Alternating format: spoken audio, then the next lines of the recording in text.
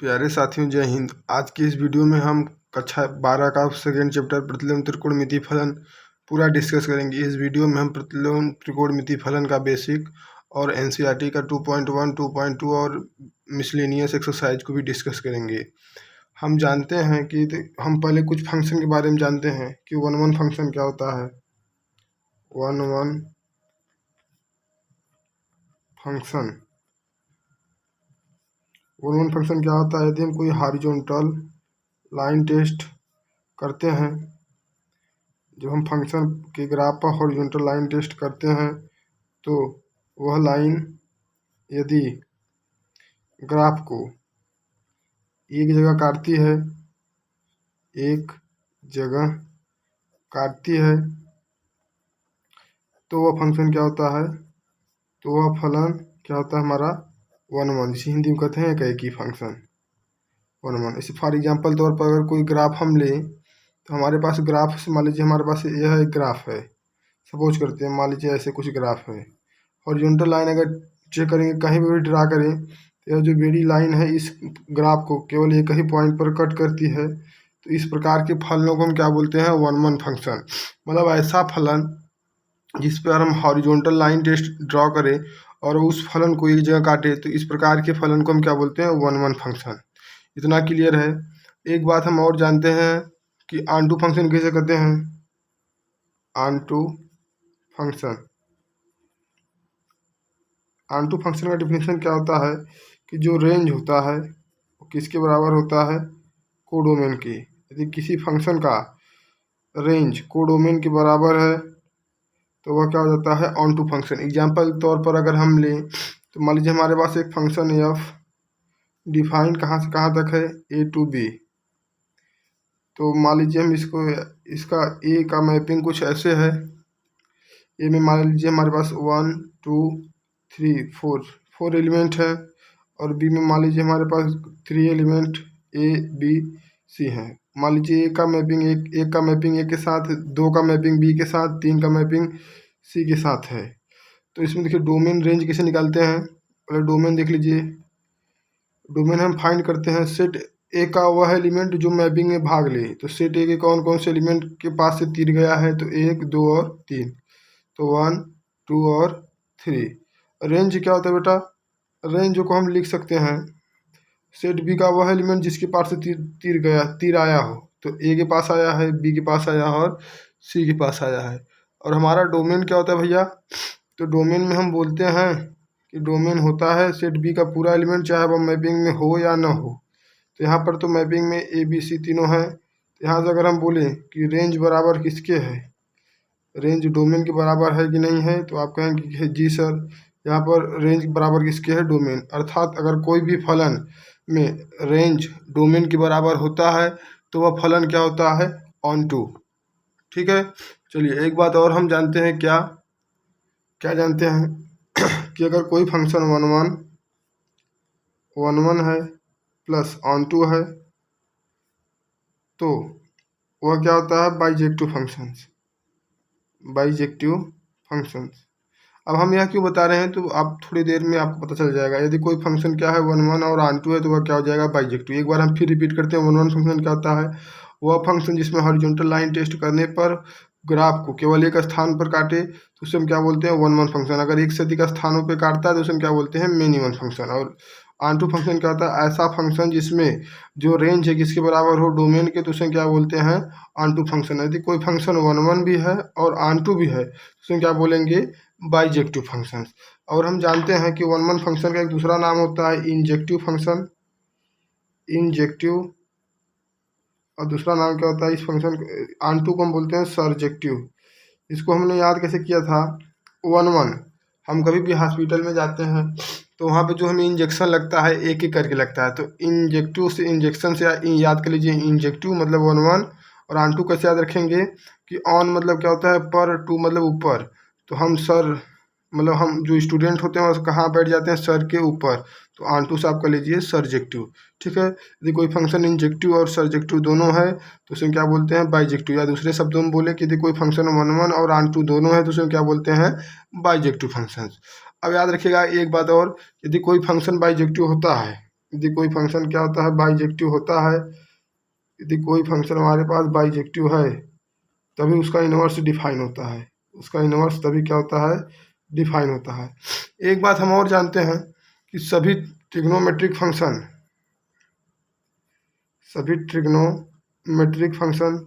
क्या होते हैं, पीरियोडिक।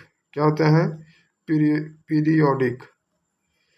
अर्थात सभी ट्रिग्नोमेट्रिक फंक्शन क्या होते हैं, पीरियोडिक। पीरियोडिक मतलब क्या होता है कि ऐसा फंक्शन जिसमें हम x के स्थान पर उसका पीरियड जोड़ दें और हमें पुनः वही फंक्शन प्राप्त हो जाए तो उसे हम क्या बोलते हैं, पीरियोडिक फंक्शन।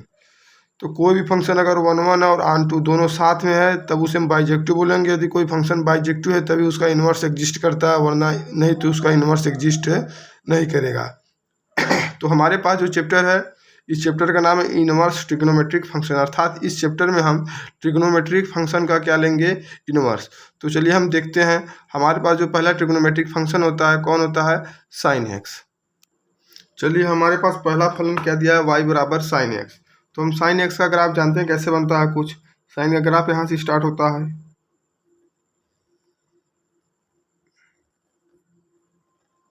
कुछ ऐसे बनता है। इधर भी सेम टू सेम ऐसे ही रहता है कुछ।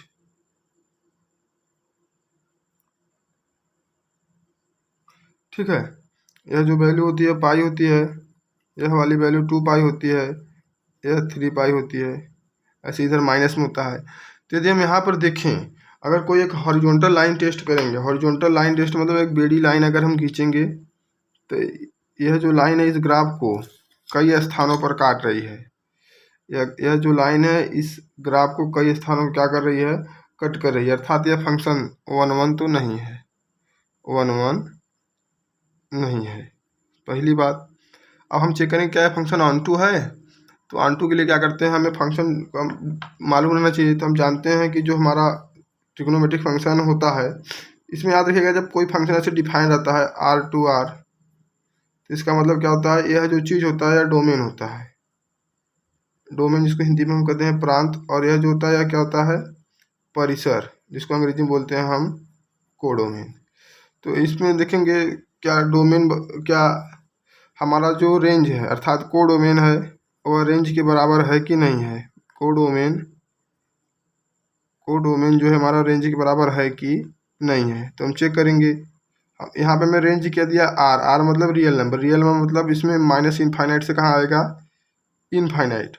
अब देखिए बेटा एक बात और ध्यान रखिएगा कि अगर कभी भी डोमेन का बात हो, किसका बात हो, डोमेन, तो हमेशा वह वैल्यू एक्स का पूछा जाता है। यदि कभी रेंज का बात हो तो वह किसका वैल्यू पूछा जाता है, वाई। यानी यहाँ पे लिख देते हैं हम, आप इसको बहुत ध्यान से रखिएगा। अगर कहीं डोमेन पूछे तो डोमेन का मतलब होता है एक्स, और अगर रेंज पूछे तो उसका मतलब क्या होता है, वाई। तो यहाँ पे हमें कोडोमेन तो मालूम है कितना है, माइनस इनफाइनाइट से प्लस इनफाइनाइट। अगर रेंज हम देखें तो हम जानते हैं कि यह 1 होता है और यह वैल्यू क्या होती है, -1। अर्थात साइन का मैक्सिमम वैल्यू कितना है, 1, और मिनिमम वैल्यू कितनी है, -1। अर्थात इसका जो रेंज होगा -1 से कितना होगा, 1। तो क्या आप बताइए कि यह जो फंक्शन है इसका जो कोडोमेन है रेंज के बराबर है। तो सीधे सीधे कहेंगे कि नहीं सर ये आपस में बराबर नहीं है। अर्थात यह फंक्शन ऑन टू भी नहीं है। अर्थात न तो ये फंक्शन ऑन टू है, न तो इन 1 1 है। तो इस फंक्शन का इन्वर्स एग्जिस्ट नहीं करेगा। तो आपके मन में एक बात आएगी कि सर जब यह फंक्शन न तो 1 1 है न तो ऑन टू है तो इसका इन्वर्स कहाँ से एग्जिस्ट हो कर गया। तो बेटा यहाँ पर होता क्या है कि इसको हम कुछ ऐसे इसे साइन एक्स के ग्राफ को कुछ ऐसे हम कर्टेल करेंगे। कर्टेल मतलब ग्राफ को कुछ ऐसे काटेंगे कि उसके रेंज पर तो कोई प्रभाव न पड़े, और पर उसके डोमेन को हम काटेंगे ताकि हमारा ग्राफ क्या बन जाए, 1 1। तो चलिए देखते हैं कैसे काटेंगे। अब देखिए हमारे पास ग्राफ दिया है किसका, साइन एक्स का। हम जानते हैं वैल्यू 0 होती है, यहाँ पर कितना होता है π/2, और यहाँ कितना होता है पाई। सेम टू सेम अगर इधर आए तो यह वैल्यू होता है -π/2, और ये कितना होता है हमारा -π।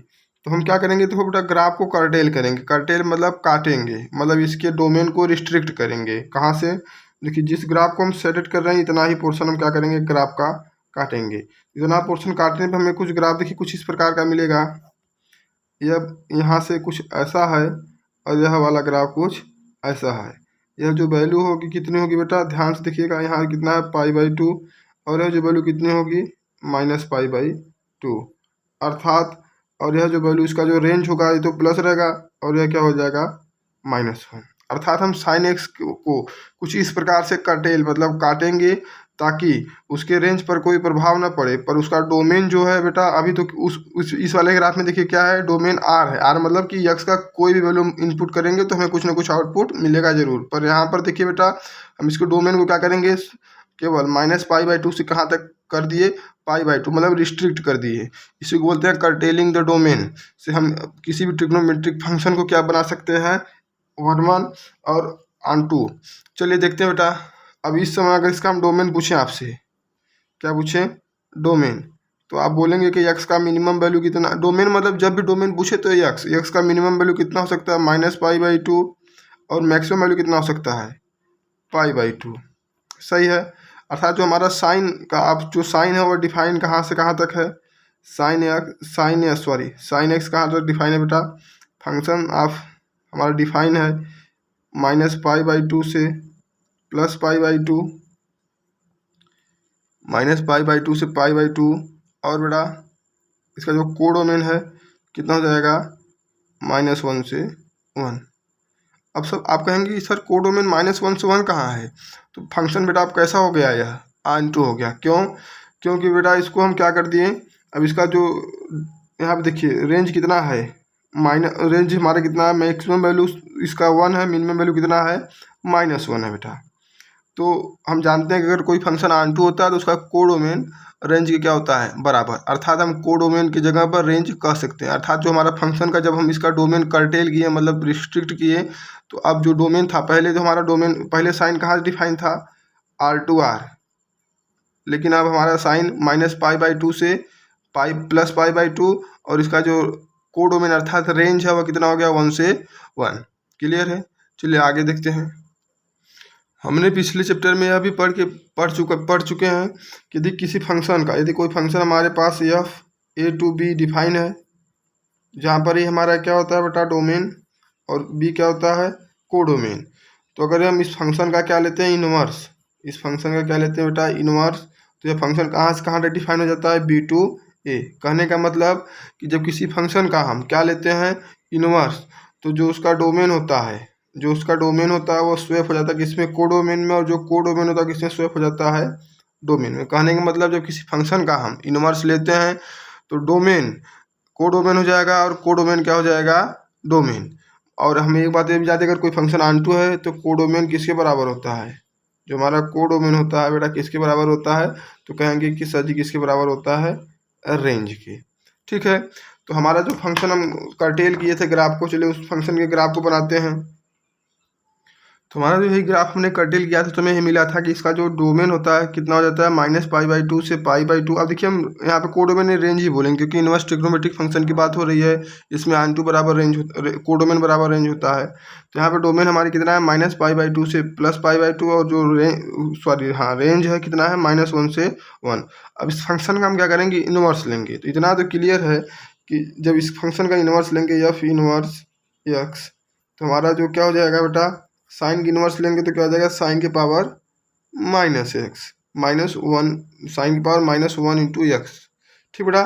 तो यहाँ पे इसका जो डोमेन है, साइन x का जो डोमेन है किस में बदल जाएगा बेटा, रेंज में, और जो रेंज है किस में बदल जाएगा, डोमेन में। अर्थात हमारा f इनवर्स x डिफाइन कहाँ से कहाँ तक होगा बेटा, f इनवर्स डिफाइन होगा, देखिए जो इसका बेटा रेंज था क्या बन जाएगा, डोमेन, -1 से 1, और जो इसका रेंज है क्या हो जाएगा, इसका जो रेंज है बेटा, आई थिंक कट रहा है, इसका जो रेंज हो जाएगा -π/2 से प्लस का π/2। क्लियर है। अर्थात जब हमने साइन एक्स के डोमेन को कर्टेल किया तो हमें जो साइन एक्स का जो ग्राफ था उसका जो डोमेन था -π/2 से π/2 हो गया, रेंज पे तो कोई प्रभाव नहीं पड़ा।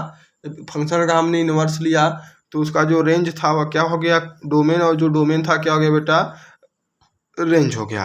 और एक बात हम ये जानते हैं कि यदि किसी फंक्शन का इन्वर्स लेते हैं तो उसका जो ग्राफ होता है, किसी फंक्शन का इन्वर्स लेते हैं तो उसका जो ग्राफ होता है y बराबर x लाइन, में क्या होता है बेटा, मिरर इमेज। मिरर इमेज मतलब एकदम हूबहू ऐसा बनेगा। कहने का मतलब है y बराबर x लाइन क्या होती है कि ऐसी लाइन जो बेटा कहाँ से जाए, मूल बिंदु से पास हो, जो प्रथम चतुर्थांश और तृतीय चतुर्थांश को काटते हुए जाती है। तो y बराबर x लाइन हमारी कुछ बेटा यही होगी। देखें देखें देखिए ध्यान से, y बराबर x लाइन हमारी यही है। इसको बेटा हम डॉटेड लाइन दर्शाते हैं। ये हमारी कौन सी लाइन है, y बराबर x लाइन। तो इसी लाइन में हम क्या लिखेंगे, मिरर इमेज। इसी लाइन में क्या देखेंगे, मिरर इमेज। तो बेटा यह कुछ ऐसे है, तो इसका परछाई कैसे बनेगा, कुछ ऐसे बनेगा परछाई बेटा। और इसका परछाई ऐसे है, तो इसका परछाई कुछ ऐसे बनेगा। अर्थात हमारा जो ग्राफ है बेटा कुछ कैसे बन जाएगा, हम देखते हैं। चलिए इसका ग्राफ देखते हैं, साइन इनवर्स एक्स का ग्राफ देखते हैं।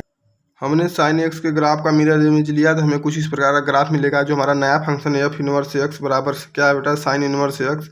इसका जो डोमेन है अब कितना हो गया, -1 से 1। डोमेन बोला, फिर मैंने बोला वैल्यू एक्स, अर्थात ये जो वैल्यू होगी कितनी होगी, एक्स का जो मैक्सिमम मान होगा 1 होगा और मिनिमम मान कितना होगा, -1। और इसका बेटा जो रेंज है कितना हो जाएगा, -π/2 से +π/2 में, अर्थात मैक्सिमम वैल्यू π/2 होगी और मिनिमम वैल्यू हमारी कितनी हो जाएगी, -π/2। बेटा एक बात यहाँ पर और ध्यान रखिएगा कि साइन इनवर्स एक्स क्या लिखा है हमारे पास, साइन इनवर्स एक्स। तो हमारे मन में ऐसा नहीं आना, ये इसके बराबर कभी नहीं होगा साइन एक्स।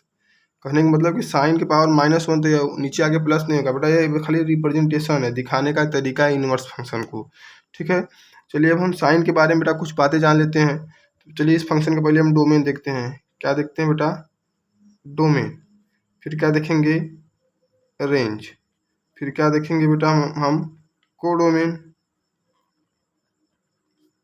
फिर क्या देखेंगे, डेरिवेबल है कि नहीं है, डेरिवेबल। फिर क्या देखेंगे बेटा, इवन है कि ऑड है, इवन है कि ऑड है, 1 1 है, 1 1 है कि ऑन 1 देखेंगे। और क्या देखेंगे, ऑन 2। 1 1 1 और मैनी 1 देख लेते हैं, मैनी 1 मैनी। ठीक है, चलिए देखते हैं एक एक करके। इसका डोमेन क्या हो जाएगा, एक्स का मिनिमम वैल्यू कितना है, -1 और मैक्सिमम वैल्यू कितना है बेटा, +1। रेंज क्या हो जाएगा, वाई का मिनिमम वैल्यू -π/2 और मैक्सिमम वैल्यू कितना है बेटा, π/2। अब चूंकि फंक्शन देखिए हमारा ऑन2 है, तो इसका जो रेंज होगा वही क्या हो जाएगा, कोडोमेन। अर्थात इसका जो कोडोमेन हो जाएगा -π/2 से क्या हो जाएगा बेटा, π/2। यहाँ पे क्लोज आएगा।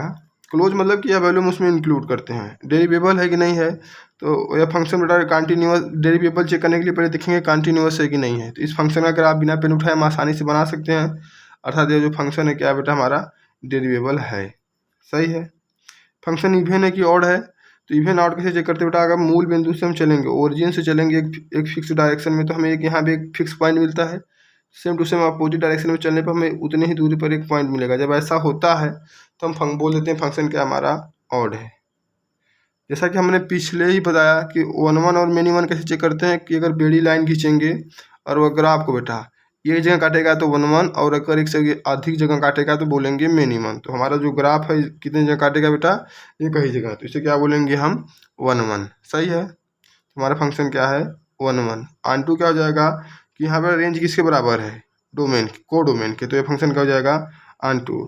तो यहाँ बेटा एक चीज़, यह बात तो क्लियर हो गई कि फंक्शन हमारा 1 1 है और ऑन2, अर्थात फंक्शन 1 1 भी है ऑन2 है, अर्थात यह बाइजेक्टिव है। अर्थात इसका जो हमने क्या निकाला, इनवर्स निकाला है, वो हमने सही निकाला है। तो इसी प्रकार से हम बेटा क्या करेंगे, सभी त्रिकोणमिति फलनों के डोमेन को कर्टेल करेंगे और उसका क्या करेंगे, हम ग्राफ बना के डोमेन कोडोमेन रेंज निकालेंगे। तो चूंकि हम यह जो वीडियो है कक्षा 12 के स्टूडेंट के लिए है, इसलिए हम पूरे ग्राफ को तो नहीं दिखा सकते, चूंकि वीडियो बहुत लंबी हो जाएगी।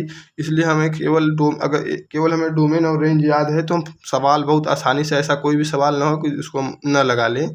चलिए हम कोडोमेन और रेंज सबका देख लेते हैं। तो यहाँ पर हमने सबका कोडोमेन और रेंज लिख लिया है।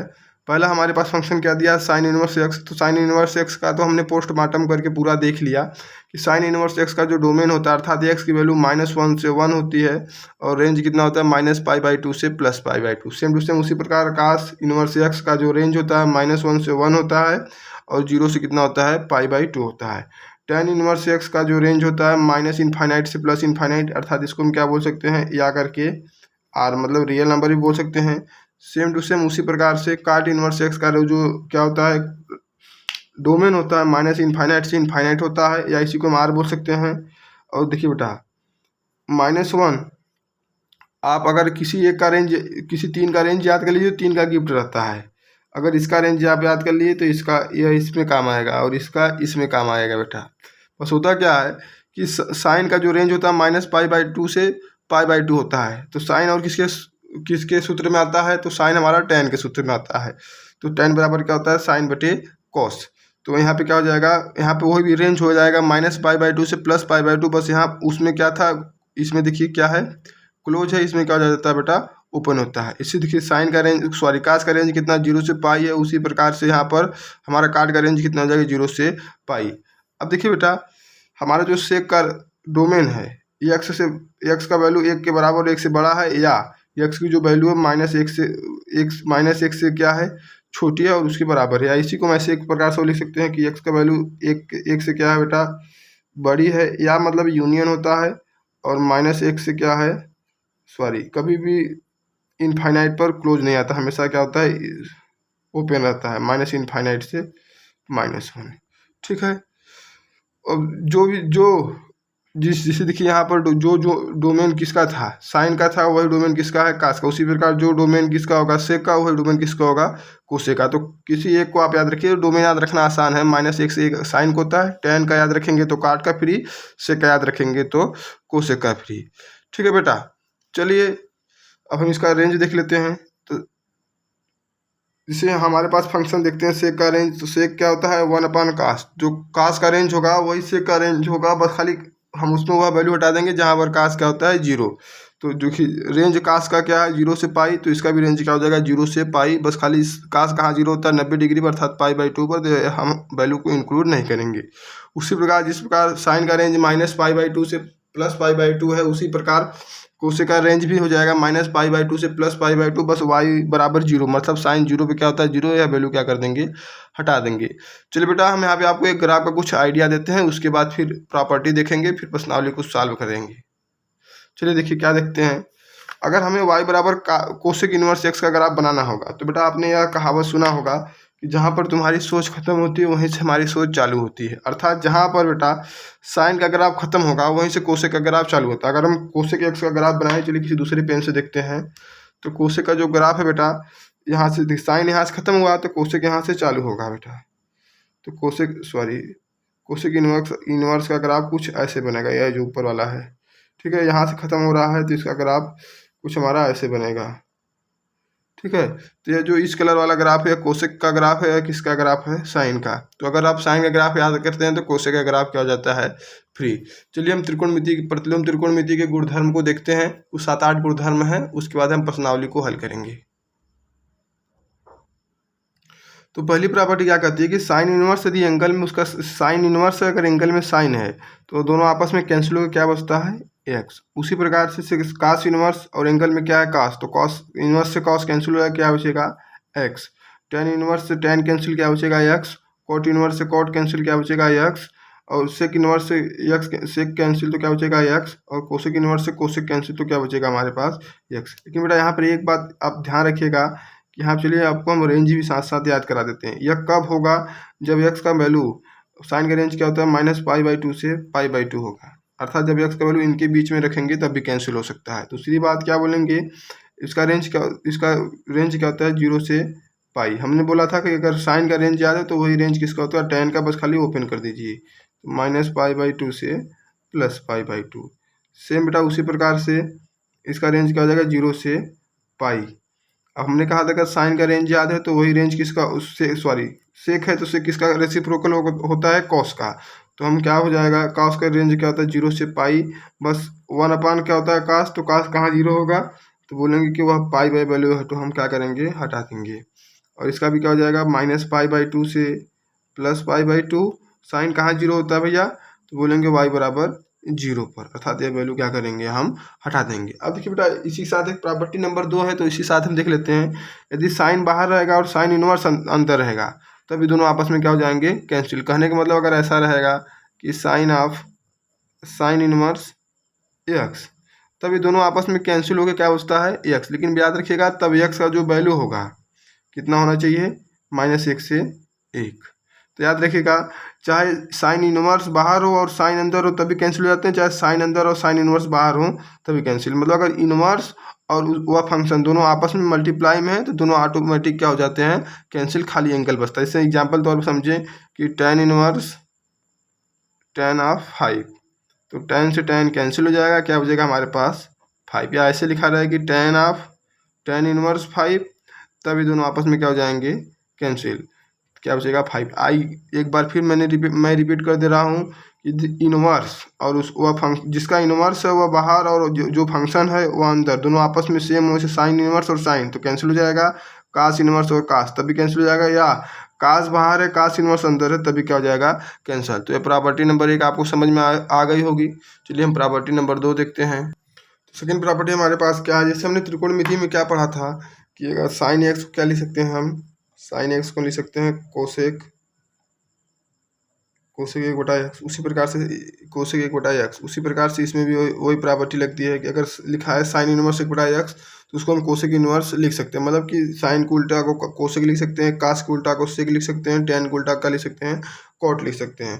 तो बेटा यहाँ पर किसकी बात होती है, हम यहाँ पर बात होती है डोमेन की। तो इसका डोमेन हमने देखा था कितना होता है, -1 से इनफाइनाइट यूनियन, यहाँ पे क्लोज आता है union infinite to +1। Same to same यही डोमेन इसका भी जाएगा। देखिए बेटा यहाँ पर इनफाइनाइट आगे रहता है, उसमें आप गलत मत समझिएगा, -1 यूनियन और इनफाइनाइट से क्या हो जाएगा 1। लेकिन बेटा यहाँ पे याद रखिएगा, काट का tan इनवर्स 1/x अगर लिखा है तो यहाँ पर काट की 2 वैल्यू होती हैं। काट x कब होगा, जब x का वैल्यू पॉजिटिव होता है तब काट लिखते हैं, लेकिन x हमारा निगेटिव हो जाएगा तो क्या लिखेंगे, -pi plus cot inverse x। Clear है। एक बार फिर से रिपीट करते हैं कि sign 1/x, sine inverse 1/x लिखा है तो उसको हम कोसेक x इसका उल्टा करके लिख सकते हैं। तो कॉस 1/x लिखा है तो इसको इसका उल्टा करके हम क्या लिख सकते हैं, सेक x। tan इनवर्स 1/x लिखा है तो उसको उल्टा करके क्या लिख सकते हैं हम, काट इनवर्स x। लेकिन बेटा यहाँ पर tan में थोड़ा सा एक बात याद रखने वाली है कि काट इनवर्स x कब लिखेंगे, जब क्या रहेगा x का वैल्यू, जो यहाँ पर x है उसका वैल्यू क्या रहना चाहिए, 0 से बड़ा रहना चाहिए। लेकिन अब यह वाला कब आएगा, जब x का वैल्यू से मान लीजिए यहाँ पे हम लिख दिए 1/-5, 1/-5 तो क्या हो जाएगा, तो -पाई प्लस काट इनवर्स 5 होगा। चलिए प्रॉपर्टी नंबर 3 देखते हैं। देखिए बेटा यह प्रॉपर्टी बहुत इंपॉर्टेंट है, इसको हम बोलते हैं इवेन और ऑड, सम और विषम गुणधर्म बोलते हैं। जैसे एग्जाम्पल तौर पर क्या दिया, इसे हमने पढ़ा था त्रिकोणमिति में, क्या साइन ऑफ -θ क्या होता था, -sin θ। तो सेम टू सेम ऐसे ही आप लेके चलिएगा तो आपको आसानी से समझ में आ जाएगा। तो देखिए हमारे पास यहाँ क्या लिखा है, साइन इनवर्स ऑफ -x, तो माइनस बाहर आ जाएगा, क्या हो जाएगा, साइन इनवर्स x। और देखिए जिन फलों को हम स्टार बना रहे हैं उनको आप ध्यान से रखिएगा। इसे हमारे पास cos inverse x, cot inverse x और सीक इनवर्स x, इन 3 फलों को आप याद रखिएगा, क्योंकि जब इनके अंदर माइनस आता है तो हम उनको तो लिखेंगे ऐसे, cos inverse x, cot inverse x, क्या लिखेंगे इसको, सेक इनवर्स x। लेकिन बेटा यहाँ पर पाई पहले आ जाएगा, क्या हो जाएगा, पाई पहले आएगा, यहाँ पर पाई आ जाएगा, यहाँ पर पाई आ जाएगा और कहाँ पर आ जाएगा, यहाँ पर पाई, बीच में माइनस आ जाएगा। ठीक है, चलिए एक बार देखते हैं, फिर समझिएगा। यदि कॉस के अंदर माइनस है तो माइनस ऑफ कास एक्स होगा, लेकिन उसके पहले क्या आ जाएगा, पाई।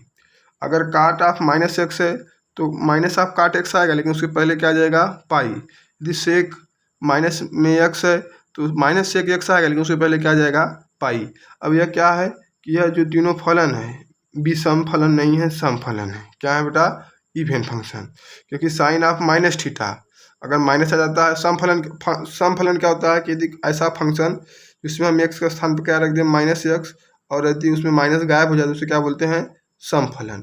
यदि यह विषम फलन का होता है, उसमें -x की जगह -x रखें और माइनस बाहर आके वही फंक्शन आ जाए तो क्या बोलते हैं, विषम। देखिए यह विषम कैसे हुआ कि x के स्थान पर हमने क्या रखा, -x, तो माइनस बाहर आके वही फलन आ गया तो उसे क्या बोलेंगे, विषम फलन। लेकिन यह क्या हो जाएगा बेटा, सम फलन। क्लियर है। और tan हमारा विषम है तो tan इनवर्स ऑफ x तो आएगा, बस आगे क्या आ जाएगा, माइनस। उसी प्रकार से हमारा जो यहाँ पे कोसेक रहेगा, कोसेक इनवर्स क्या हो जाएगा, minus of cosec inverse x। अब एक बार फिर समझ लीजिए बेटा कि कास, कॉट और सेक कॉस कॉट सेक, तीनों के अंदर अगर एंगल में माइनस है तो आता है -7, बस उससे पहले क्या लग जाएगा पाई। यह बात बहुत ध्यान से रखिएगा क्योंकि हमारी जो प्रश्नावली 2.1 इसमें बहुत ध्यान देने वाली बात है कि जब भी हम कास और कॉट और सेक के अंदर माइनस देखेंगे तो उसके पहले हम पाई लगा के तब उसको हम सॉल्व करेंगे। ठीक है, चलिए प्रॉपर्टी नंबर अगला देखते हैं। अगली प्रॉपर्टी हमारे पास क्या है कि sine inverse x plus cos inverse x बराबर क्या होता है पाई/2। मतलब साइन और कास दोनों इनवर्स रहेगा और दोनों में एंगल समान रहेगा, जुड़ा रहेगा, तो क्या लिख देंगे पाई/2। और इसे लिखा है sec inverse x plus cosec inverse x क्या होता है पाई/2। मतलब कि साइन के बाद कास अगर दोनों साथ में है तो पाई/2, टेन के बाद काट दोनों साथ में है तो पाई/2, सेक के बाद कोसेक दोनों साथ में है तो क्या हो जाएगा पाई/2। इस एग्जाम्पल तौर पर अगर लिखा है कि इससे लिखा है कि हमारे पास sine inverse 2x plus cos inverse 2x, तो इसको क्या लिख देंगे हम डायरेक्ट पाई/2। मतलब दोनों एंगल बस समान रहना चाहिए, ये बात याद रखिएगा। देखिए हमारे पास जो पहली प्रॉपर्टी क्या लिखी है sine inverse x plus cos inverse x बराबर पाई/2। कभी कोई परीक्षा में पूछ लिया जाता है कि यह प्रॉपर्टी कैसे आई, चलिए हम प्रूव करते हैं। तो देखते हैं हमारे पास क्या दिया है। मान लेते हैं, माना साइन इनवर्स एक्स बराबर क्या मान लेते हैं थीटा। तो यहाँ से एक्स बराबर क्या हो जाएगा, देखिए जब साइन अपना एंगल छोड़ के साइन इनवर्स अपना एंगल छोड़ के इस तरफ आएगा तो इनवर्स से क्या हो जाएगा हमारा साइन। ठीक है, अगर मान लीजिए साइन इधर जाएगा तो फिर इनवर्स हो जाएगा तो एक्स। और हम एक चीज़ जानते हैं साइन थीटा क्या लिख सकते हैं कॉस पाई/2 माइनस थीटा। कॉस पाई/2 माइनस थीटा क्या होता है साइन थीटा, क्योंकि सेकंड चतुर्थांश में नहीं आएगा, पहले में आएगा। पहले में साइन क्या होता है पॉजिटिव होता है। अब कास उधर जाएगा तो अपना एंगल छोड़ के जब इसमें इधर जाता है तो इनवर्स हो जाएगा। क्या हो जाएगा कास इनवर्स एक्स बराबर क्या बचा हमारे पास पाई/2 माइनस थीटा। अब देखिए बेटा यहाँ पे हम देखते हैं तो क्या हुआ कास इनवर्स एक्स बराबर पाई/2 माइनस थीटा क्या माने थे हम साइन इनवर्स, तो साइन इनवर्स लिख दीजिए साइन इनवर्स एक्स। साइन को उधर भेजेंगे तो क्या हो जाएगा sine inverse x plus cos inverse x बराबर क्या हो जाएगा पाई/2। तो इसी से प्रूव कर सकते हैं। मतलब अगर मान लीजिए हमें कोई यह प्रॉपर्टी प्रूव करनी रहेगी तो मान लीजिएगा टेन इनवर्स एक्स बराबर थीटा या कुछ भी मान सकते हैं, फिर उसी में लगा देंगे। इसे बेटा हम कंप्लीमेंट्री प्रॉपर्टी बोलते हैं, संपूरक या पूरक गुणधर्म बोलते हैं। फिर से सुन लीजिए बेटा कि साइन और कास में अगर एंगल समान है तो क्या हो जाएगा पाई/2। सेक इनवर्स एक्स और कोसेक इनवर्स एक्स में अगर एंगल समान तो उसको डायरेक्ट क्या लिख देंगे हम पाई/2। टेन और कॉट में है तो उसको क्या लिख देंगे पाई/2। चलिए एक और लास्ट प्रॉपर्टी देखते हैं हम क्या है। चलिए देखिए यह आपको प्रॉपर्टी नंबर 5 एकदम अच्छे से याद आना चाहिए, पर देखिए है बहुत आसान।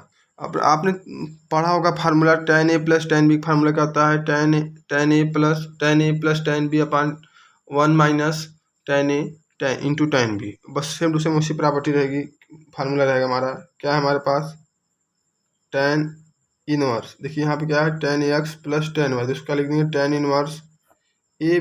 क्या उसमें होता था tan a plus tan b, तो यहाँ लिख देंगे ए जगह कितना है x प्लस वाई अपन क्या हो जाएगा 1 माइनस एक्स वाई। ठीक है, इसमें क्या हो जाएगा बेटा, तो इसमें बीच में माइनस है तो ऊपर माइनस हो जाएगा, नीचे क्या हो जाएगा प्लस। तो tan inverse x minus y upon क्या हो जाएगा 1 प्लस एक्स वाई।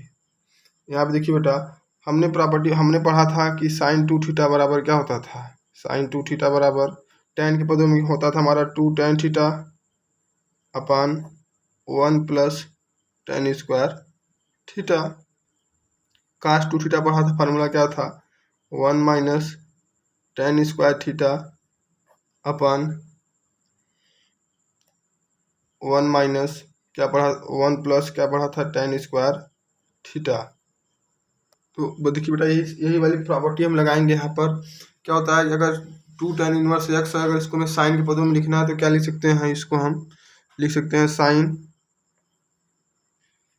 इनवर्स। यहाँ पे क्या पता 2 है तो यहाँ भी 2 आएगा, बस tan जहाँ वहाँ पे tan थीटा जहाँ क्या मान लीजिए एक्स। क्यों एक्स मानेंगे कि मान लेते हैं कि tan थीटा बराबर क्या हो जाएगा एक्स, तो थीटा बराबर क्या हो जाएगा tan इनवर्स एक्स। तो 2x अपान क्या हो जाएगा 1 प्लस tan आ गया तो एक्स स्क्वायर। ठीक है, अगर कास के पदों में बोलेंगे तो कास इनवर्स क्या हो जाएगा x minus 1 minus x square upon क्या हो जाएगा फार्मूला बेटा 1+x²। इसको ऐसे याद रखिएगा, ठीक है। अब tan के पदों में लिखेंगे तो 2 tan इनवर्स 2 tan है तो x अपान 1 - x²। ठीक है बेटा। चलिए अब हम प्रॉपर्टी नंबर अगला देखते हैं। तो अगली प्रॉपर्टी क्या कह रही है कि sine inverse x plus sine inverse y, तो सेम टू सेम वही फार्मूला कि sine a plus sine b। तो क्या फार्मूला होता था साइन a और साइन b। तो याद रखिए बेटा, अब यहाँ पे साइन a साइन b, तो इस लिखेंगे x y मतलब sine a sine b। Sine a sine b क्यों बोल रहे हैं कि इस अगर हम साइन इनवर्स x बराबर क्या मान लें a, तो x बराबर क्या मिल जाएगा साइन a, अर्थात साइन a की जगह क्या रखेंगे x। अगर साइन इनवर्स b बराबर क्या मान ले बेटा y, तो b बराबर क्या मिलेगा हमें साइन इनवर्स y। तो इसका फार्मूला क्या हो जाएगा sine a sine b plus cos a. Cos a क्या हो जाएगा अंडर रूट में 1 - x² इंटू कॉस बी क्या हो जाएगा 1 - y²। सर ऐसा क्यों? क्योंकि हम जानते हैं कि साइन थीटा बराबर क्या होता है, सॉरी कॉस थीटा बराबर क्या होता है under the root of 1 - sin² theta, sin² theta. तो कॉस ए की जगह क्या लिख सकते हो 1 - sin y x², सही है। अगर इसे कास में बोलेंगे तो कास का फॉर्मूला क्या होता है cos a cos B, cos a cos B. तो cos a cos B minus, sorry बेटा फार्मूले में थोड़ा मिस्टेक हो गया है, साइन ए साइन बी है फार्मूला इसका हो जाएगा, इसका फार्मूला क्या हो जाएगा साइन ए, इसका फार्मूला क्या हो जाएगा बेटा साइन ए यानी एक्स इंटू कास ए, कास ए को लिख सकेंगे 1 - y² प्लस कॉस ए इंटू साइन ए, सही है। आप यह फार्मूला याद रखिएगा। यदि कहीं पर आपको समझ में नहीं आया होगा तो आप फार्मूलों को बस याद रखिएगा, आप वैसे भी फार्मूले में लगा लेंगे। वैसे मुख्य रूप से बेटा अगर आपको ये सब फार्मूले नहीं याद रखना है तो इन दोनों को मत रखिए, इन दोनों फार्मूलों को आप याद नहीं रखेंगे तो भी चलेगा, क्योंकि आप इसमें बच्चों को कन्फ्यूजन होता है, तो इन दोनों को याद मत रखिए। सबसे मुख्य फार्मूला हमारे पास यही है कि tan inverse x plus tan inverse y बराबर क्या होता है tan inverse x plus y upon 1 - xy। अगला क्या होता है tan inverse x minus tan inverse y बराबर क्या होता है tan inverse x minus tan inverse x minus y upon 1+xy। चलिए अब हम प्रश्नावली पे चलते हैं। इतना आपको अगर याद है तो आप प्रश्नावली आसानी से लगा सकते हैं। हमारे पास क्वेश्चन क्या कर रहा है कि निम्नलिखित के मुख्य मानों को ज्ञात कीजिए। जिसमें पहला सवाल क्या दिया है साइन इनवर्स ऑफ -1/2। चलिए हम पहला क्वेश्चन लेते हैं। क्या है हमारे पास पहला क्वेश्चन दिया है साइन इनवर्स ऑफ -1/2। देखिए इस प्रतिलोम त्रिकोणमितीय फलनों के प्रश्नों को करने की बहुत सारी विधियां होती हैं, तो इसमें हम आपको दो विधियां बताते हैं। यदि आप इस सबसे साधारण विधि क्या है कि पहले आप इसको मान लीजिए। सोल्यूशन करते हैं यहाँ से। माना sine inverse of -1/2 equal to मान लीजिए कुछ, चलिए एक्स मान लेते हैं। तो साइन एक्स उधर जाएगा तो क्या हो जाएगा साइन एक्स बराबर कितना हो जाएगा -1/2। अब साइन, अब देखिए बेटा यहाँ पे एक बात याद रखिएगा कि यहाँ पे हम इनवर्स फंक्शन पढ़ रहे हैं और साइन का जो वैल्यू होगा रेंज निकलेगा वो -π/2 से सदैव π/2 के पास होगा, मतलब इनके बीच में होगा, इनसे बाहर नहीं होगा। तो आप ऐसा सोचिए साइन की वैल्यू कब 1/2 होता है, तो हम जानते हैं कि साइन 30 अंश पे वैल्यू कितनी होती है 1/2। तो इसको हम रेडियन में लिखेंगे तो क्या लिखेंगे माइनस छोड़ दीजिए बाहर, साइन 30 अंश मतलब π/6। तो साइन से साइन कैंसिल, तो एक्स बार कितना आ गया हमारा π/6, कितना आ गया भैया -π/6। अब हम एक्स बार कितना माने थे साइन इनवर्स 1/2, अर्थात हमारा इसको सॉल्व करने पर आंसर कितना आ गया एक्स बराबर -π/6। या इससे भी अच्छा मेथड सेकेंड मेथड क्या है, सेकेंड मेथड डायरेक्ट बेटा देख के मारेंगे हमसे उत्तर। सेकेंड मेथड हमारे पास यह है कि क्या सवाल दिया है साइन इनवर्स ऑफ -1/2, तो इसको सॉल्व करेंगे बेटा तो क्या हो जाएगा कि साइन को ऐसे रहने दीजिए, sine inverse sine of -x क्या होता था माइनस बाहर आ जाता था, तो माइनस तो बाहर आ जाएगा साइन, क्योंकि भाई कौन सा फंक्शन है विषम फलन है तो साइन माइनस कहाँ आ जाएगा बाहर, तो इसको लिखेंगे माइनस साइन ऑफ 1/2।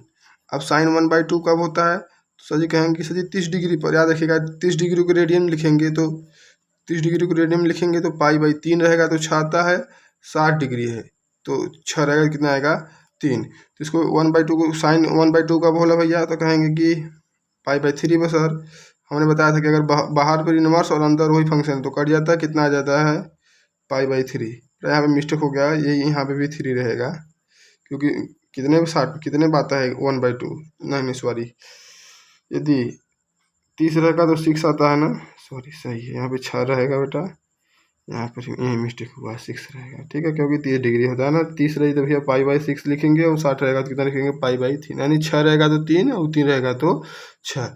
चलिए अगला क्वेश्चन लेते हैं। नेक्स्ट क्वेश्चन कह रहा है कि कॉस इनवर्स √3/2, तो क्या लिखेंगे इसको, हम लिख सकते हैं इसको कॉस इनवर्स।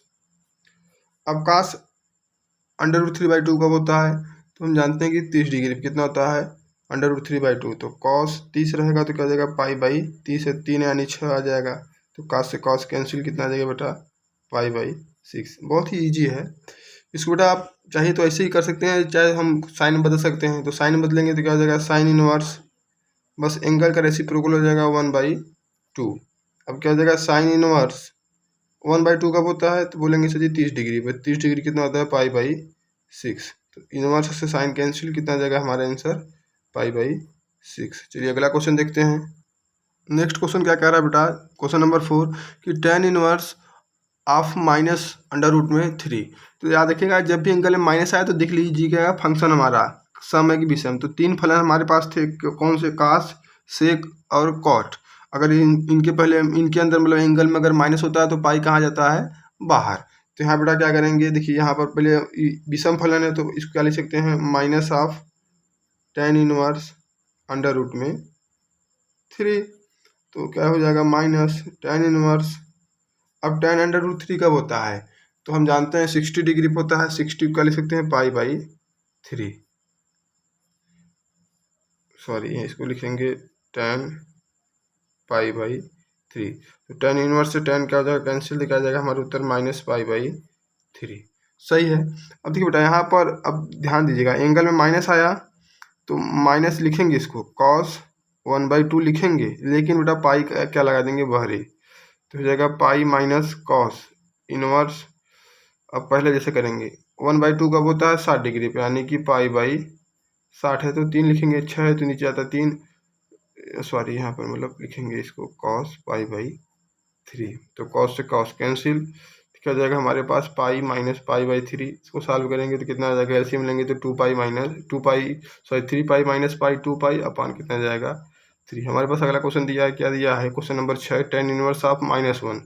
चूंकि tan विषम फलन है तो माइनस आगे जाएगा, तो इसको लिख सकते हैं माइनस tan ऑफ -1। तो इसको देखिए आप डायरेक्ट लिख सकते हैं, जानेंगे कि tan से tan कट जाएगा, tan 1 कब होता है तो कहेंगे पाई/4, तो इसका वैल्यू कितना हो जाएगा -पाई/4। या हल करना चाहते हैं तो लिख देंगे माइनस tan इनवर्स, सही से रहेगा। 1 क्या लिख सकते हैं, tan 1 कब होता है 45 यानी पाई/4 पर, tan से tan कैंसिल हो जाएगा -पाई/4। या अगर आपको ऐसे नहीं लग रहा है तो इसी क्वेश्चन को हम चलिए सेकेंड मेथड से करते हैं। तो सेकेंड मेथड हमारे पास क्या करता है कि tan इनवर्स -1 को क्या मान लो भैया x मान लीजिए, तो -x मान लीजिए, तो यहाँ से क्या आ जाएगा हमारा tan x बराबर -1। अब तो tan x बराबर क्या हो जाएगा हमारा, माइनस बाहर आ जाएगा, लिख सकते हैं tan पाई/4, tan से tan कैंसिल, तो x का वैल्यू कितना आ जाएगा, x का वैल्यू कितना आ गया -पाई/4। चलिए अगला क्वेश्चन देखते हैं। क्वेश्चन नंबर 7 क्या कह रहा है कि सेक इनवर्स 2/3। तो ऐसे भी कर सकते हैं कि सेक 2/3 कब होता है, तो सेक मतलब कि सेक 2/3 मतलब कास √3/2, कास √3/2 कब होता है, तो कहेंगे सर 30 डिग्री यानी कि पाई/6। तो ये भी पाई/6 पर होगा, तो इसको लिख सकते हैं सेक पाई/6। 6 से सेक कैंसिल, कितना आ जाएगा हमारा आंसर पाई/6। या बेटा सेकेंड मेथड से करेंगे तो इसको लिख सकते हैं कॉस इनवर्स √3/2, तो इसको लिख सकते हैं कास इनवर्स, कॉस कब होता है भैया पाई/6 पर, तो कॉस से कॉस कैंसिल, कितना आ गया भैया पाई/6। सेम ऐसे अठवां क्वेश्चन करेंगे तो इसको लिख सकते हैं कॉट इनवर्स, क्या हो जाएगा हमारे पास, कॉट कब होता है तो ये हो जाएगा हमारा पाई/6 पर, तो कॉट से कॉट कैंसिल, कितना आ गया पाई बाई 6। अगर कहीं पे एक दो वैल्यू में मिस्टेक हो गया होगा तो उतना ध्यान मत दीजिएगा, बस आप कॉन्सेप्ट पे याद रखिए। तो हमारे पास चलिए हम देखते क्वेश्चन क्या क्या था। हमने बेटा यहाँ पर एनसीईआरटी का क्वेश्चन नंबर 1 देखा, बहुत आसानी से हो गया। 2 हो गया हमारे पास, 3 कर लिए। और बेटा हमने देखिए चौथा क्वेश्चन भी कर लिया, 5वां क्वेश्चन भी कर लिया, 6ठा भी कर लिया। उसी प्रकार से अगर हम आगे चलें तो अगर हम देखें, 1 मिनट रुकिए तो चलें बेटा। तो हमने 7वां भी कर लिया और 8वां भी कर लिया। यहाँ बेटा आपको 9वां और 10वां दोनों क्वेश्चन होमवर्क देते हैं। देखिए बेटा यहाँ पे एंगल पर माइनस है, चूँकि कास है तो क्या इसको लिखेंगे पाई माइनस कास, ठीक है। यहाँ पर कोसेक है तो ये तो भाई क्या विषमफल है तो आ जाएगा बाहर। चलिए क्वेश्चन नंबर हम 11 देखते हैं। क्वेश्चन 11 क्या कह रहा है, मेरे पास क्वेश्चन नंबर 11 कह रहा है कि फाइंड द वैल्यू, मतलब निम्नलिखित के मान ज्ञात कीजिए। तो पहले देखिए बेटा इस सवाल को भी हम 2 मेथड से करेंगे। पहला मेथड भाई जो वैल्यू वाला था कि कब यह होता है, तो हम जानते हैं इसको सॉल्व करेंगे तो tan इनवर्स tan 1 कब होता है बेटा, तो बोलेंगे कि पाई बाई 4 पर, सही है। प्लस अब देखिए बेटा यहाँ पर कास है और अंदर माइनस है तो पाई माइनस आएगा, पाई माइनस कॉस इनवर्स 1/2। अब देखिए बेटा साइन है तो विषमफल है तो इसमें खाली डायरेक्ट माइनस बाहर आ जाएगा, तो साइन इनवर्स क्या हो जाएगा 1/2। तो बेटा tan से tan हमारा कैंसिल, क्या बचा हमारे पास पाई बाई 4 माइनस क्या हो जाएगा बेटा हमारे पास, सॉरी प्लस पाई माइनस। अब कास 1/2 कब होता है, कहेंगे 60 डिग्री पर 60 मतलब कि 60, यानी कि pi by 3 minus of sine, sine 1/2 कब होता है, तो कहेंगे सर जी 30 डिग्री पे, यानी कि साइन इनवर्स, या इसको डायरेक्ट लिख देंगे पाई बाई कितने पे होता है 30 पर, यानी लिखेंगे पाई बाई 6। इन्हें को सॉल्व करते हैं तो क्या हो जाएगा हमारा, पहले प्लस वाला वैल्यू ले लेते हैं तो यहाँ पर इसके बटे 1 कर लीजिए, तो क्या हो जाएगा 2 को सॉल्व करते हैं तो पाई प्लस 4 पाई अपान 4 माइनस रहने दीजिए, इसका इसमें करेंगे 6 पाई माइनस 3 पाई अपान दोनों का नीचे कितना हो जाएगा 18। तो पाई प्लस 4 पाई कितना हो जाएगा बेटा, पाई प्लस 4 पाई हमारे पास हो जाएगा 5 पाई बाई 4 माइनस कितना हो जाएगा दोनों, तो 6 पाई माइनस पाई 3 पाई, सॉरी तो ये जाएगा 3 पाई बाई 18। तो 3 से कैंसिल हो जाएगा, 6 टाइम क्या हो जाएगा हमारे पास 5 पाई बाई 4 माइनस पाई बाई 6। इनको सॉल्व करेंगे तो कितना हो जाएगा 30 पाई, इसका गुणा इसमें करेंगे 30 पाई माइनस 4 पाई अपान 24। तो 30 में से 4 जाएगा कितना जाएगा बेटा 26 पाई बटे 24 पाई। तो हमें लगता है कि कहीं पर क्वेश्चन में बेटा मिस्टेक हो चुका है। चलिए देखते हैं, अगर इस विधि में मिस्टेक होगा तो हम अगली विधि में चेक कर लेंगे कि कहाँ पर मिस्टेक हुआ है। तो पाई से पाई कैंसिल हो गया बेटा, सॉरी पाई यहाँ नहीं है, काटेंगे 2 से तो 12 बार में कितने बार में जाएगा 13 बार में, अर्थात हमारा जो आंसर आ गया कितना आ गया 13 पाई बटे 12। कहीं पर सवाल में मिस्टेक हो गया है। तो चलिए हम हमारे पास मेथड नंबर 2 है, हम उससे चेक करते हैं।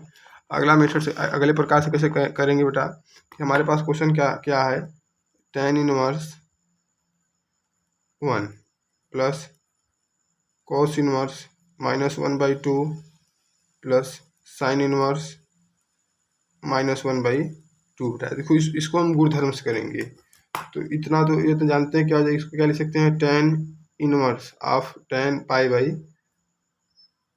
4। देखिए बेटा sine inverse x plus cos inverse x, मतलब साइन में जो यहाँ पर वही कास में यहाँ पर और दोनों आपस में जुड़े हैं, तो इसको डायरेक्ट क्या लिख सकते हैं पाई बाई 2 गुणधर्म से, कि साइन है मेरा वाला गुणधर्म sine inverse x plus cos inverse x बराबर क्या होता है पाई बाई 2, ठीक है। उसी से लिखेंगे तो tan से tan कैंसिल हो जाएगा, कितना हो जाएगा पाई बाई 4 प्लस पाई बाई 2। इसको क्या लिख सकते हैं बेटा हम पाई बाई 4 प्लस इसके बेटे 4 बनाएंगे तो क्या हो जाएगा 2 पाई by 4, that is 3 pi by 4। अर्थात उस सवाल में कहीं भी मिस्टेक हो गया था, सही है, मतलब मेथड वहाँ भी सही है बेटा, वहाँ पर कहीं पर बस एलसीएम लेने में गलती हो गया था। इसमें भी कहीं एलसीएम लेने में क्या हो गया था हमारे पास गलती हो गया था, क्या है इसको बेस लिखेंगे, इसको क्या लिख सकते हैं पाई माइनस, ठीक है। मेथड यही है। ठीक है, चलिए हम अगला क्वेश्चन लेते हैं बेटा। Question number 12। क्वेश्चन 12 क्या कर रहा है कि कॉस इनवर्स 1/2 + 2 साइन इनवर्स 1/2 को सॉल्व कीजिए और उसका क्या करिए, वैल्यू ज्ञात कीजिए। तो इसको भी सॉल्व करने के बेटा बेटा दो विधियां, पहला वैल्यू रखकर तो इसको देखेंगे कॉस इनवर्स, पहले चलिए हम गुणधर्म से देख लेते हैं। तो 1/2 प्लस, अब ये कैसे हुआ होगा, जब लिखा रहा होगा sine inverse 1/2 plus sine inverse 1/2, तब ये दोनों आपस में जुड़ के क्या हो गए होंगे, टू साइन इनवर्स 1/2। ठीक है, तो इसको क्या लिख सकते हैं, sine inverse 1/2 plus sine inverse 1/2। देखिए बेटा, साइन इनवर्स 1/2 कास इनवर्स 1/2, डायरेक्ट इस गुणधर्म से क्या लिख देंगे, π/2 प्लस इसको सॉल्व कर लेंगे साइन इनवर्स। अब साइन 1/2 कब होता है, सही कहेंगे 30 डिग्री पर, तो इसको क्या लिख सकते हैं। अब आप कहेंगे कि सर जी का 30 डिग्री ले रहे हैं, तो जो साइन का रेंज होता है बेटा -π/2 से π/2, मतलब -90 से +90 के बीच में होता है। तो इसको लिख सकते हैं साइन 30 डिग्री क्या लिख सकते हैं, π/6। तो साइन से साइन कैंसिल हो जाएगा, क्या हो जाएगा हमारे पास π/2 प्लस π/6। तो सॉल्व करेंगे बेटा तो 3π/6 प्लस π/6, क्या किया है ऊपर 3 से नीचे भी 3 से गुणा करा दिए, तो 4π/6 काटेंगे तो 2 से कटेंगे तो कितना आ जाएगा हमारे पास 2π/6। चलिए सेकेंड मेथड से देखते हैं बेटा। सेकेंड मेथड, यह मेथड भी अच्छा है, दिक्कत नहीं है इसमें भी। क्वेश्चन हमारे पास क्या दिया था, cos inverse 1/2 plus 2 sine inverse 1/2, यही है। तो कॉस इनवर्स, cos 1/2 कब होता है, कहेंगे सर जी 60 डिग्री पर, 60 मतलब कॉस ऑफ 5/3, 60 मतलब 6 में 3 आता है, 3 में 6 आता है, मतलब 60 में 3 आएगा और 30 में 6 आता है। 2 साइन इनवर्स, इसको क्या लिख सकते हैं, साइन ऑफ π/6। तो साइन से साइन कैंसिल, कॉस से कॉस कैंसिल, तो हमारे पास हो क्या जाएगा मुन्ना, π/3 प्लस 2 मल्टीप्लाइड बाई π/6। 2 से कट गया 3 हो जाएगा, तो क्या हो जाएगा π/3 प्लस π/3, दैट इज क्या हो जाएगा 2π/3। ठीक बेटा, देखिए हमारे उस वाले से क्या आया था हमारा आंसर, यहाँ पे 3 रहेगा, 2 से कटा दो, 2 2 जा 4, 2 3 जा 6, तो क्या आया था 2π/3, और इससे भी कितना है 2π/3। तो आपके ऊपर है, आप कोई भी लगाइए। यहाँ पर बेटा आपको एक सवाल करने की, एक नहीं, अभी आगे चलिए 4 विधियाँ एक सवाल को करने की बताएंगे। यदि वीडियो अच्छा लग रहा होगा तो वीडियो को अधिक से अधिक बेटा शेयर करिए। चलिए अगला क्वेश्चन देखते हैं, क्वेश्चन नंबर 13। तो हमने क्वेश्चन नंबर 11 कर लिया, क्वेश्चन नंबर 12 कर लिया, क्वेश्चन नंबर 13 बहुविकल्पीय है। तो क्या दिया कि साइन इनवर्स x बराबर वाई, साइन इनवर्स x बराबर वाई, तो इसमें से कौन सा वैल्यू सही है। तो सीधे सीधे पूछ रहा है कि y बराबर हमें क्या दिया है, साइन इनवर्स, इसको लिख सकते हैं y बराबर क्या, साइन इनवर्स x। तो बस इसमें देखिए कहीं सभी पाई दिया है, π/2 दिया है, π/2 दिया है, मतलब कि किसका बात कर रहा है, रेंज का। तो साइन इनवर्स का रेंज कितना होता है, हमने 32 बार पढ़ा है। साइन का रेंज कितना होता है, -π/2 से π/2, कास का रेंज क्या होता है 0 से π/2, टेन का रेंज क्या होता है -π/2 से π/2, बस ओपन रहता है। तो राइट ऑप्शन क्या हो जाएगा हमारे पास, बी। चलिए अगला क्वेश्चन देखते हैं। अगला क्वेश्चन चलिए हम इसको सॉल्व करके देखते हैं। इसमें ऑप्शन देख लीजिए, सेकेंड नंबर ऑप्शन है। प्रश्नावली 2.1 का सबसे लास्ट क्वेश्चन देखते हैं। क्वेश्चन क्या दिया है, tan इनवर्स रूट में 3 minus sec inverse of -2। Solve करेंगे बेटा तो क्या लिख सकते हैं इसको हम, tan इनवर्स कब होता है 60 डिग्री पर, यानी tan π/3 माइनस, अब देखिए बेटा यहाँ पर माइनस से रहने दीजिए। अब सेक, कास और कॉट तीनों क्या होते हैं बेटा, इवन फलन, अर्थात इनमें पाई पहले आता है, तो पाई ऑफ माइनस सेक 2 सही है। तो इससे tan से tan इनवर्स कैंसिल हो जाएगा, क्या बचेगा हमारे पास π/3 माइनस ऑफ पाई माइनस, इसको बेटा आप चाहे कास में बदल दीजिए चाहे नहीं, तो इसको क्या लिख सकते हैं, मान लीजिए कास में बदलेंगे तो क्या हो जाएगा, यह हो जाएगा कास 1/2, सॉरी यहाँ पे इनवर्स है, तो कास इनवर्स क्या हो जाएगा 1/2। कास कब 1/2 होता है, तो कहेंगे 60 डिग्री पे आने की π/3 पर, इसको लिख सकते हैं सेक सेक पाई बाई 3 इनवर्स है, तो सेक से सेक कैंसिल हो जाएगा। क्या बचेगा हमारे पास pi by 3 minus pi minus pi by 3। तो इसको सॉल्व करेंगे तो पाई माइनस ये क्या हो जाएगा 3 पाई माइनस पाई यानी कि 2 पाई बाई 3। इसको सॉल्व करेंगे बेटा तो क्या जाएगा आंसर हमारा, आंसर कितना आ जाएगा हमारा बेटा, आंसर हो जाएगा हमारा 3 pi minus 2 pi upon 3, that is कितना हो जाएगा बेटा पाई बाई 3। जो राइट ऑप्शन हमारा है यहाँ पर बेटा बी न हो कौन सा हो जाएगा, सी हो जाएगा। तो इस प्रकार से हमने प्रश्नावली 2.1 के 14 सवालों को आसानी से कर लिए हैं। अब हम प्रश्नावली नंबर 2.2 और 2.3 को 2.2 और विविध प्रश्नावली को हम अगले वीडियो में देखेंगे। यदि आपको ये वीडियो अच्छा लगा हो तब तक के लिए थैंक यू बेटा।